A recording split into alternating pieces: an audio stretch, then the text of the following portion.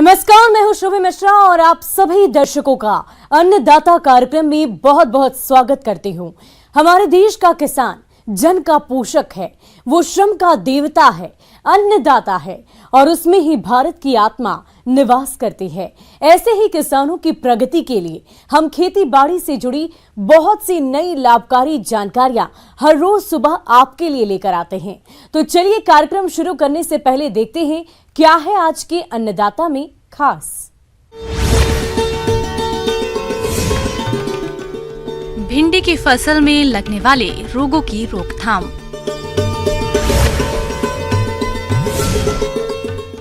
मोती उत्पादन करके किसान हो सकते हैं मालामाल।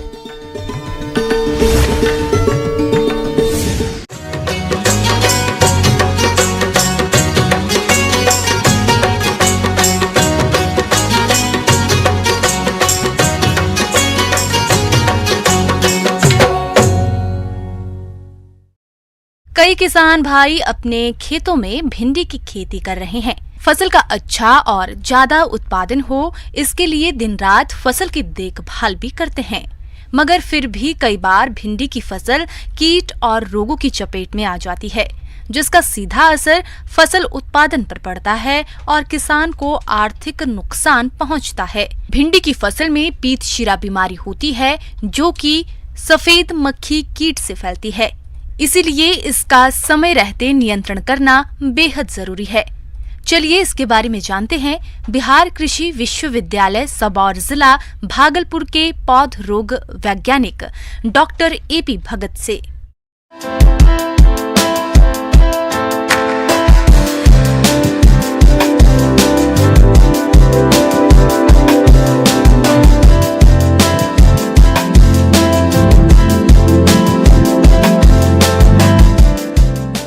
कि आप लोग बरसात में सब्जी के रूप में भिंडी को उगाते हैं। यह भिंडी बहुत फ़ायदेमंद होती है।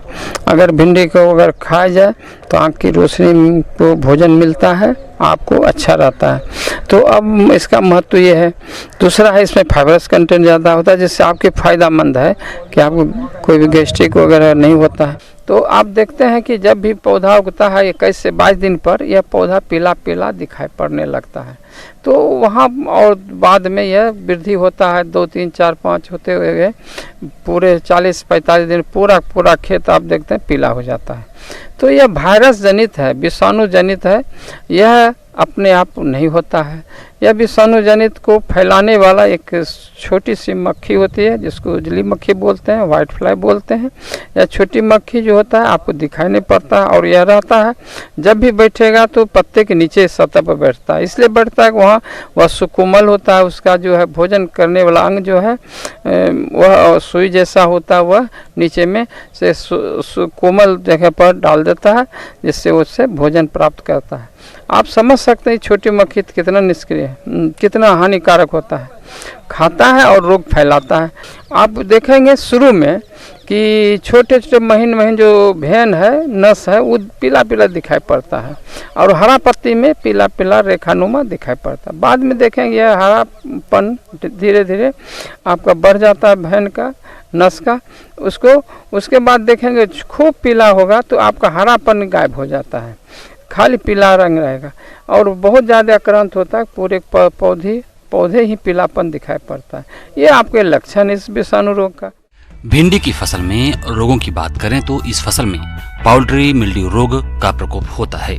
इस रोग में पौधों की पत्तियों और तनों पर सफेद रंग के चूड़ी धब्बे बनते हैं। रोग बढ़ने पर पत्तियां पीली होकर झड़ने लगती हैं। इस रोग से फसल को बचाने के लिए घुलनशील गंधक 3 ग्राम प्रति लीटर पानी के हिसाब से घोल बनाकर छिड़काव करें। आवश्यकता होने पर 10 से 15 दिनों के बाद दोबारा छिड़काव कर सकते हैं। आप देखेंगे कि जब आपका पौधा जो जड़ लगाते हैं तो जड़ गल जाता है। उस जड़ गल जाता है या कॉलर रोड के पास जमीन के आसपास पौधा माने सड़ जाता है, जिससे आपका पौधा सड़ जाता है। कुछ देखते हैं पत्ती पर फफूंदनुमा उसमें वृद्धि होता है, जिससे आपका फोटोसिंथेसिस प्रकाश संश्लेषण क्रिया कम जाता है, वह फफूंद पूरे आपके पत्ती को ढक लेता है। तो हम अब आपको उपचार के लिए कैसे उपचार जो पीला आपका पत्ती हो गया, वायरस जनित पत्ती है, रोग है, उसके लिए उपचार के लिए कीट द्वारा फैला। कीट के उपचार के लिए हम लोग नीम का तेल के खल्ली का उपयोग करते हैं। दूसरा है कि हम इमिडाक्लोपीड कीटनाशक आजकल व्यवहार में बहुत हो रहा है, तो इसका उपयोग करते हैं। तो नीम का तेल का उपयोग करने के लिए हम कहते हैं कि 1 लीटर पानी लीजिए, 5 ml दवाई लीजिए, 5 मिलीलीटर नीम का तेल लीजिए, घोल के छिड़काव कर दीजिए। यह छिड़काव प्रत्येक सप्ताह आपको करना पड़ जाता है। जबकि कीटनाशक जो इमिडाक्लोपीड है उसका 1 ml लीजिए, 1 मिलीलीटर लीजिए, 1 लीटर पानी में 3 लीटर पानी में डालिए और छिड़काव कीजिए। भिंडी की फसल को रोगों से बचाने के लिए कुछ और उपायों को भी अपनाना जरूरी है, जैसे कि बुआई से पहले रोगरोधी किस्मों का चयन करें। बुआई से पहले बीज को 2 ग्राम कार्बेंडाजिम से प्रति किलोग्राम बीज की दर से उपचारित करें। खेत में खरपतवारों का उचित प्रबंधन करें। खेत में जल निकास का प्रबंध रखें और अधिक सिंचाई से बचें और समय समय पर खेतों की निगरानी करते रहें। कि हमने दवा छिड़क दिया, कीटनाशक छिड़क दिया, फिर भी रोग हो रहा है, इसके पीछे कारण क्या है? यह रोग आपके जहाँ बीज लगाए वहाँ से ही सुरक्षा की ज़रूरत होता है। क्या आप जब बीज लगाते हैं तो देखते हैं 2 पत्ती आता है, तो वहाँ पर से वह कीट जो है अपना भोजन के लिए आता है, विजिट करता है, घूमता फिरता है और अपने साथ वायरस को डाल देता है। तो इसलिए यहाँ उपचार करने की आवश्यकता पड़ता है। बीज को उपचार कर लीजिए। 1 किलो बीज में 5 ml कीटनाशक दवा दीजिएगा तो आपका बीज जो है पूरा विषाक्त हो जाएगा। पौधे जो हैं विषाक्त पौधे होंगे, निकलेंगे, उस पर कीट नहीं बढ़ेगा।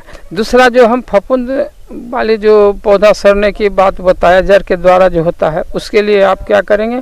तो आप देखते होंगे बीज उपचार के समय हम लोग किए तो डायथेनियम 45 का भी बीज 2.5 ग्राम 1 किलो बीज में 2.5 ग्राम पाउडर मिला देंगे और बीज को उपचार कर देंगे। उससे देखेंगे हमारा बीज भी वो भी सुरक्षित होगा। दूसरा है कि जब पौधे पर आप देखते हैं कि पत्ती पर कटा गई सड़ने लगता, धब्बा आ जाता है, तो वहाँ फफूंदनाशक जो भी बताए डायथेनियम 45 उसका छिड़काव करने से आपके यह रोग भी फफूंद धब्बा वाले रोग खत्म हो जाता है। किसान भाइयों, अब लेते हैं एक छोटा सा ब्रेक।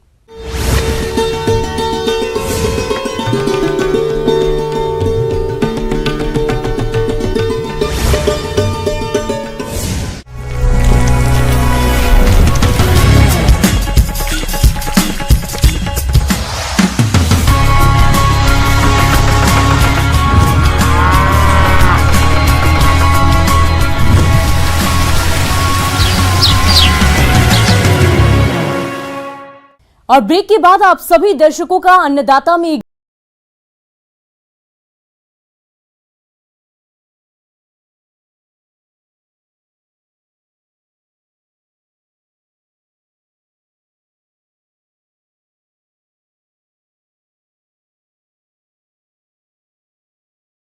पशुओं का अच्छा स्वास्थ्य और अच्छा आहार ही डेयरी व्यवसाय में मुनाफा दिलाता है। इसके लिए पशुपालक को पशुओं का पालन करने से पहले पशुओं को देने वाले आहार की सही जानकारी होना बेहद जरूरी है। पशुओं को सही आहार देने से वे स्वस्थ तो रहेगा ही, साथ ही दूध उत्पादन भी अच्छा होगा, जिससे पशुपालक की आमदनी भी बढ़ेगी। तो चलिए पशु के संतुलित आहार प्रबंधन के बारे में जानते हैं पशु वैज्ञानिक डॉक्टर सोनल श्रीवास्तव से।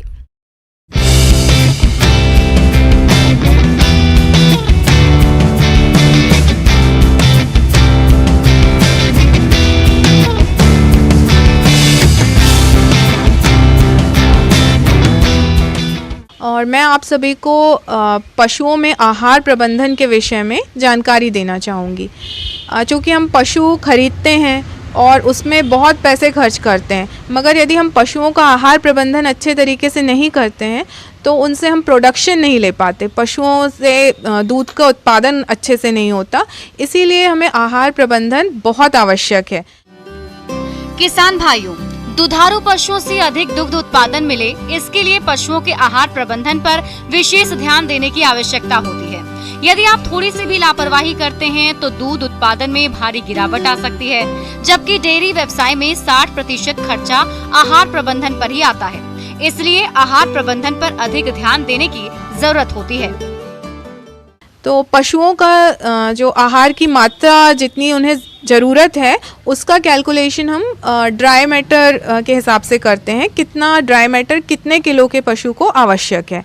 तो सबसे पहले जैसे हमारे देसी पशु हैं, जो देसी गाय हैं, उनको हम उनके बॉडी वेट का 2% ड्राई मैटर इंटेक करते हैं, और क्रॉस ब्रेड जो गाय हैं उनको 2.5% और भैंसों में 3% जो उनका बॉडी वेट है उसका हम उनका ड्राई मैटर रखते हैं। अब जो हम ड्राई मैटर कैलकुलेट करते हैं उसमें से 2/3 हम उनको चारा देते हैं, रफेज कहलाता है, और 1/3 उसको हम दाना मिश्रण से पूर्ति करते हैं। और जो रफेज की चारे की क्वांटिटी है उसमें हम 2/3 सूखा चारा रखते हैं और 1/3 हरा चारा उनको देते हैं। अब उदाहरण के लिए जैसे हमारे पास 500 किलो की एक भैंस है तो उसको हम 3% ड्राई मैटर इंटेक देंगे, तो उस हिसाब से उसे 15 किलो हम ड्राई मैटर दिन में हमें देना है, जिसमें से 2/3 यानी लगभग 10 किलो हम उसको चारा देंगे। अब चारा जो 10 किलो है उसमें से हमें 2/3 देना है उसको सूखा चारा, तो उस हिसाब से, और सूखे चारे में 90% ड्राई मैटर होता है, तो लगभग 7.5 किलो हमारा सूखा चारा होगा। और जो हरा चारा है उसमें ड्राई मैटर कम होता है, पानी ज़्यादा होता है, तो उसमें 10% लगभग ड्राई मैटर होता है, और इसलिए उसका लगभग 33-33.5 किलो हमें देना होगा। और दाने में भी 90% करीब ड्राई मैटर होता है, तो उस हिसाब से 5.5 किलो दाना हमें उसे प्रतिदिन देना है। अब दाने में जो ग्रेन्स हैं, दाने हैं, वो हमें लगभग 2 किलो देना है, और जो खली है वो 2 किलो मिलाना है उसमें, और दालों के जो छिलके हैं वो लगभग 1 किलो मिलाना है। इसके अलावा उसमें हमें नमक और मिनरल मिक्सचर भी मिलाना होता है। अब ये तो हुआ मेंटेनेंस राशन, उसका जो उसको दैनिक पूर्ति करने के लिए ज़रूरी है। मगर अब यदि ये गाय या भैंस दूध दे रही है तो उसमें हम 1 किलो ड्राई मैटर पर 3 लीटर दूध गाय में बढ़ा देते हैं, और भैंस में यही मात्रा अपन 1 किलो ही बढ़ाते हैं पर 2.5 लीटर दूध के लिए बढ़ाते हैं। और प्रेगनेंसी होगी यदि गाभिन पशु है तो हम उसको मोटे तौर पे ये मान सकते हैं कि 500 ग्राम प्रति 3 महीने में हमें ड्राई मैटर इंटेक बढ़ाना होगा उसका। और मिनरल मिक्सचर 1 से 2% मिलाना है, और विटामिन दे सकते हैं। यदि हरा चारा पर्याप्त मात्रा में नहीं है तो अपन को प्रति 100 किलो दाने पे 20 से 30 ग्राम विटामिन मिलाना होगा। और इन केस आपके पास चारे में सिर्फ भूसा ही है तो हम उसे 1 से 2% उसमें लाइम स्टोन पाउडर मिला देते हैं। पानी हमेशा स्वच्छ दें, और उसकी अवेलेबिलिटी पूरे समय होनी चाहिए, मतलब एडलिप पानी हमारे जानवरों को उपलब्ध होना चाहिए। यदि हम घर में दाना बनाना चाहते हैं तो यदि आपके पास कम मात्रा में, कम संख्या में पशु हैं तो घर पे बनाना बहुत फ़ायदेमंद नहीं रहेगा। मगर हाँ, आपके पास ज़्यादा मात्रा में पशु हैं तो आप घर पर बना सकते हैं। पशुपालक भाइयों, घर पर 100 किलोग्राम संतुलित आहार मिश्रण तैयार करने के लिए मक्का या जौ 40 किलोग्राम, मूंगफली की खली 20 किलोग्राम, दालों की चूरी 17 किलोग्राम, चावल की polish 20 kilogram, mineral mixture 2 kilogram, साधारण नमक 1 किलोग्राम, इन सभी अवयवों को अच्छी तरह मिलाकर सूखे स्थान पर भंडारित करें। तो पशुपालक भाइयों, इस तरह आप संतुलित आहार मिश्रण स्वयं घर पर तैयार करके अपने पशुओं को खिला सकते हैं और अधिक दूध उत्पादन ले सकते हैं। अब बात करते हैं पशुओं को आहार खिलाते समय क्या क्या सावधानियां रखी जानी चाहिए जिससे पशुओं का स्वास्थ्य ठीक बना रहे। इन पहलुओं पर खासकर ध्यान देने की जरूरत होती है। हमें पशुओं में हरा चारा देना है तो उसको थोड़ा सा हम सुखा के देते हैं और प्रॉपर तरीके से उसकी कटिंग होनी चाहिए। वहीं हमें हरा चारा और सूखा चारा मिक्स करके देना चाहिए। बहुत अधिक मात्रा में हरा चारा नहीं देना चाहिए, इससे उनकी पाचन, जानवरों की जो पाचन तंत्र है उस पर बुरा प्रभाव पड़ेगा और अपच की शिकायत होगी। दाना आप यदि स्टोर कर रहे हैं तो उसके लिए ये ध्यान रखें कि वो दाना सूखी अवस्था में होना चाहिए, क्योंकि दाने में बहुत जल्दी फंगस होती है, इसमें खली रहती है जो ऑयल कंटेंट होता है, उसके कारण फंगस भी बहुत जल्दी होती है। और यदि हम फंगस वाला खाना खिलाएंगे तो उससे हमारे पशुओं की सेहत में बुरा असर होगा। और यदि आप इन सभी बातों का ध्यान रखेंगे तो निश्चित रूप से पशुओं से अच्छा उत्पादन आप ले सकेंगे। आगे और भी है खेती बाड़ी से जुड़ी बहुत सी रोचक जानकारियां, कहीं नहीं जाइएगा, रुकेंगे एक छोटे से ब्रेक के लिए।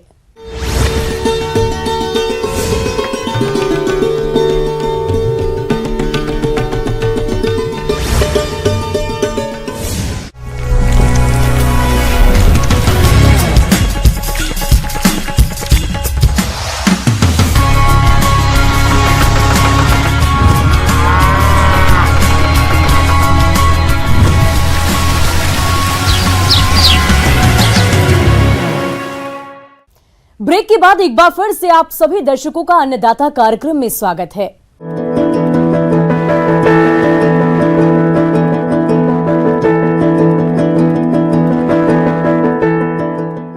मोती उत्पादन कम लागत में अच्छी कमाई का जरिया है। इसे किसान कम जगह और कम लागत में आसानी से कर सकते हैं। इसके लिए आपको मोती उत्पादन से जुड़ी तकनीकी जानकारी होना बेहद जरूरी है, जिसके लिए आप मत्स्य विभाग से प्रशिक्षण ले सकते हैं। और हमारे बीच जिला सीतामढ़ी के प्रगतिशील किसान के तिवारी मौजूद हैं, जो कि मोती का उत्पादन करते हैं। तो चलिए इनसे जानते हैं मोती उत्पादन की तकनीक के बारे में।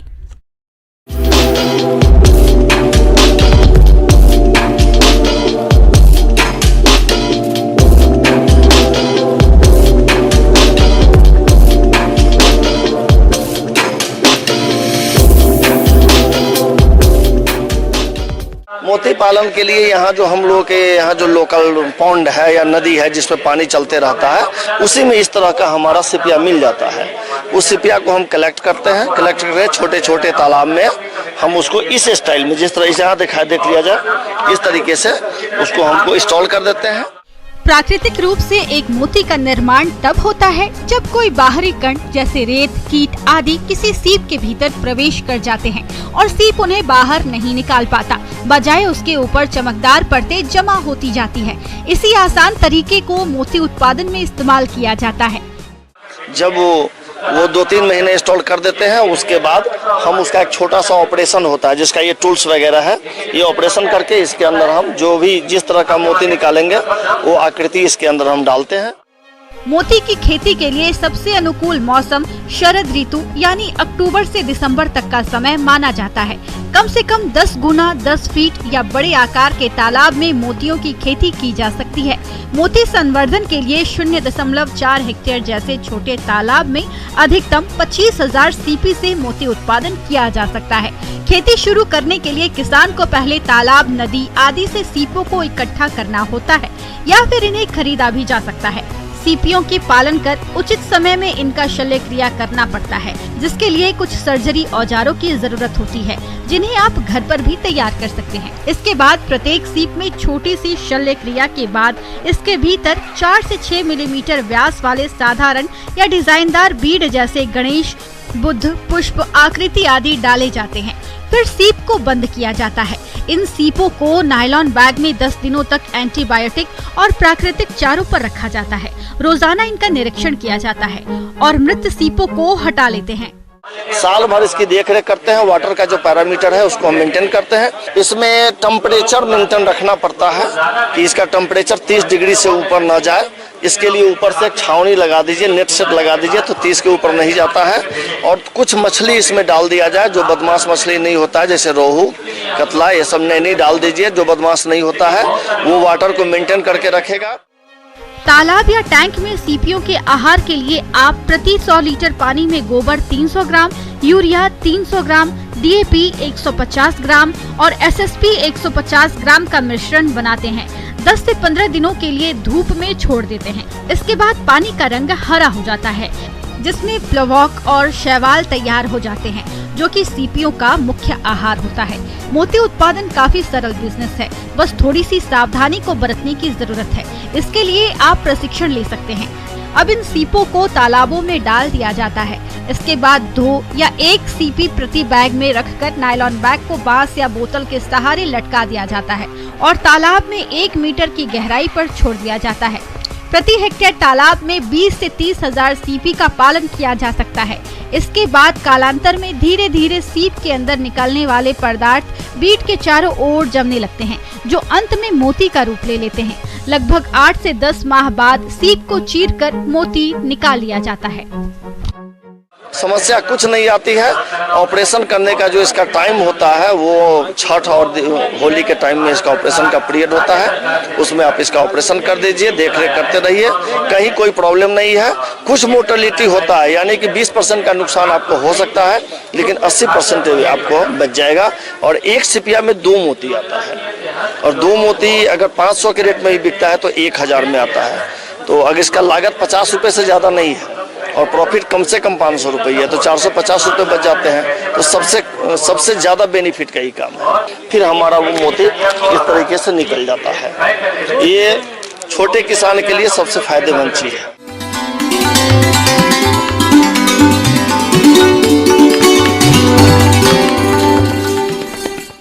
आइए जानते हैं अन्नदाता निःशुल्क फोन के माध्यम से पूछे गए समस्याओं का समाधान। अन्नदाता निःशुल्क फोन संपर्क सेवा के माध्यम से पूछे गए प्रश्नों में से आज हमने जिस प्रश्न को कार्यक्रम में शामिल किया है उसे पूछा है ग्राम डोरंडा, जिला रांची के कृषक भूपेंद्र महतो ने। ये बीमारियों से बचाव के लिए मुर्गियों में टीकाकरण के बारे में जानकारी चाहते हैं। तो भूपेंद्र महतो जी, आपकी जानकारी के लिए प्रस्तुत है कार्यक्रम का ये अंश।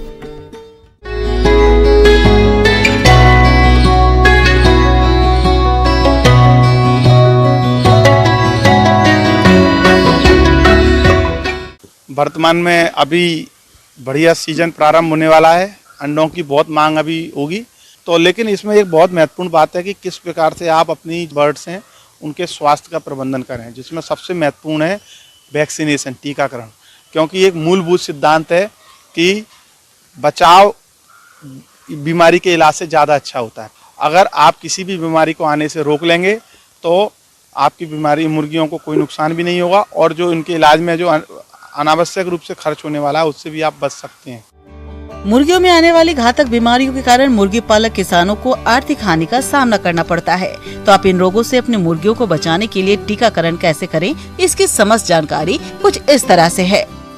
वैक्सीनेशन के बारे में बात करें तो सबसे पहले मुर्गियों में जो 1 दिन की उम्र में जो हैचरी से जब बच्चा निकलता है तो मैरेक्स डिसीज नामक एक वैक्सीन लगाई जाती है। अगर आप बाजार से चूजा खरीद रहे हैं तो आपको वो हैचरी से प्रजनक जो संस्थाएं हैं वो आपको लगा कर देंगी। जो अगला वैक्सीन लगेगा वो लगेगा रानीखेत का। रानीखेत के B1 स्ट्रेन का इस्तेमाल करना है, और इसके देने की उम्र 5 से 7 दिन की उम्र है। और उसमें भी आपको ध्यान रखना है कि वो आँख या नाक उनमें 1-1 बूंद आप दोनों में डाल दीजिए। उसके बाद में फिर आपको 14 दिन की उम्र में गम्बोरो नामक बीमारी, जिसको IBD भी कहते हैं, उसका टीकाकरण करना है, जो कि पानी में मुर्गियों को देना है। उसके बाद में 21 दिन की उम्र में वापस रानीखेत का बूस्टर डोज लगेगा। जो हमने 5 से 7 दिन में लगाया था वो बूस्टर डोज लासोटा नामक स्ट्रेन इसका बाजार में उपलब्ध है, वो पानी के द्वारा ही दिया जाएगा। उसके बाद में फिर जब 28 दिन की उम्र हो जाएगी चूजों की, तो फिर जो 14 दिन में हमने गम्बोरो का वैक्सीन दिया था उसका बूस्टर डोज 28 दिन में लगेगा, वो भी पानी के द्वारा ही आपको देना होगा। उसके पश्चात अगर हमको मुर्गियों को अंडे उत्पादन के लिए रखना है तो 49 दिन की उम्र में अगर आपके क्षेत्र में फाउल पॉक्स नामक बीमारी रहती है, जिसमें कि चेहरे पे, चोंच पे छोटे छोटे दाने दाने से आ जाते हैं और वो फिर बाद में झड़ जाते हैं, तो फाउल पॉक्स अगर बीमारी आती है तो आपको 49 दिन की उम्र में पंख में थोड़ा सा, पंख के अंदर जहाँ नसें रहती हैं खून की, वहाँ पर थोड़ा सा बिना धार के चाकू से रगड़ के, ताकि खून ना निकले, बस केवल छिलसा जाए, वहाँ पर उसकी 2 बूंद डालनी होती हैं। उसके बाद में फिर आप 56 दिन की उम्र में इसी रानीखेत का R2B नामक वैक्सीन आता है। इसमें थोड़ी तकनीकी आवश्यकता होती है क्योंकि ये वैक्सीन आपको इंट्रामस्कुलर मांस में लगाना होता है। तो लेकिन ये बहुत महत्वपूर्ण वैक्सीन है क्योंकि ये आने वाले पूरे 1 साल के लिए आपको अच्छी इम्यूनिटी देता है। उसके बाद में फिर आपको हर 2 महीने में रानीखेत का लासोटा वैक्सीन ही रिपीट करते रहना पानी में, क्योंकि जो रानीखेत बीमारी है यही सबसे ज़्यादा खतरनाक बीमारी है, यही आपके मुर्गियों को प्रभावित करेगी। किसान भाइयों, मुर्गियों में टीकाकरण करते समय आप कौन कौन सी सावधानियों का ध्यान रखें जिससे कि मुर्गियों के टीकाकरण में किसी भी प्रकार की दिक्कत ना हो, इसकी समस्त जानकारी कुछ इस तरह से है।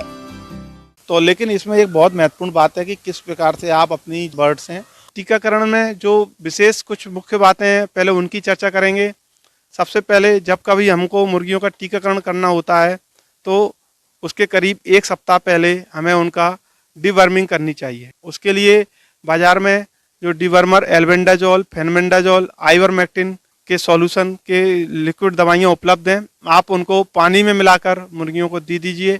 उसके उपरांत आप 1 सप्ताह बाद टीके का इस्तेमाल करिए। अच्छा, ये एक बहुत महत्वपूर्ण बात आई, वैक्सीन लगा रहे हैं तो उसमें किसी प्रकार की कोई दवाई नहीं डलेगी, केवल वैक्सीन ही पानी में डलेगा और वैक्सीन डाल के आप जितना पानी आप दिन भर में देते हैं अपनी मुर्गियों को रोज, उसका केवल 25% पानी आप लें, अच्छा साफ पानी, और उसमें वो वैक्सीन को डाल दें और मुर्गियों के सामने रखेंगे।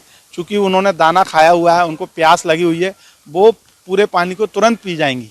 नियमित अंतराल पर निश्चित मात्रा में और उचित रूप से भंडारण किए हुए वैक्सीन का आप उपयोग करें, क्योंकि कई बार किसान भाई वैक्सीन को बर्फ़ में नहीं रखते हैं, जिससे कि उसके अंदर जो जीवाणु रहते हैं वो नष्ट हो जाते हैं और वैक्सीन कोई काम नहीं करती। इसलिए आपको हमेशा कोल्ड चेन मेंटेन करके रखना है और वैक्सीन को सही समय पर उसको पानी में मिलाने के बाद तुरंत इस्तेमाल करने की आवश्यकता होती है।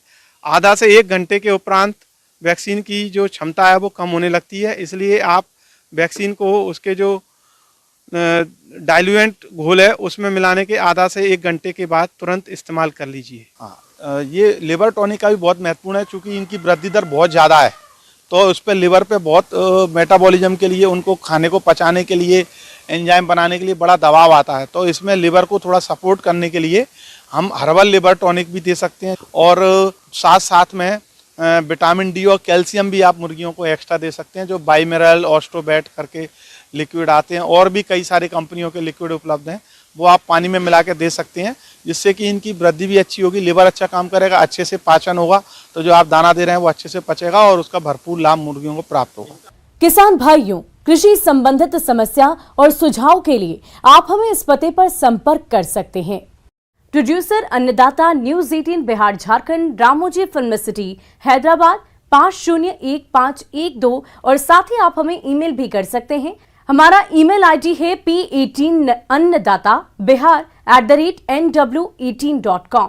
इसके अतिरिक्त आप हमें निःशुल्क हेल्पलाइन नंबर 180088921663 पर सोमवार से लेकर शनिवार सुबह 10 बजे से शाम 4 बजे के बीच संपर्क कर सकते हैं।